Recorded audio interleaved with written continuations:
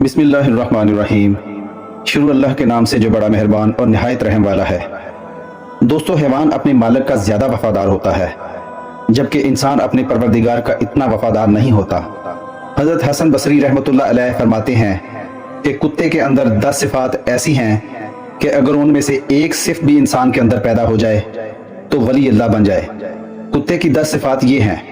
Number 1، کتے کے اندر قناعت ہوتی ہے، جو مل جائے یہ اسی پر قناعت کر لیتا ہے، راضی ہو جاتا ہے، یہ صابرین کی علامت ہے۔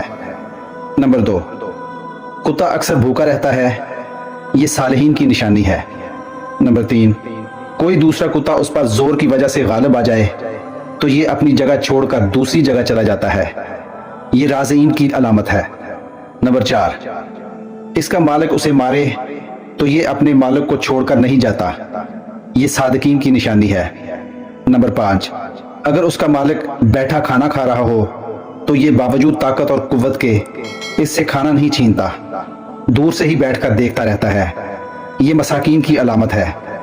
نمبر 6، جب مالک اپنے گھر میں ہو تو یہ دور جوتے کے پاس بیٹھ جاتا ہے، ادنا جگہ پر راضی ہو جاتا ہے، یہ متواضعین کی نشانی ہے۔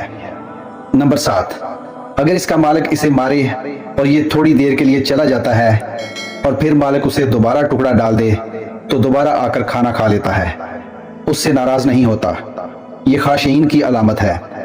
نمبر 8، دنیا میں رہنے کے لیے اس کا اپنا کوئی گھر نہیں ہوتا، یہ متوکلین کی علامت ہے۔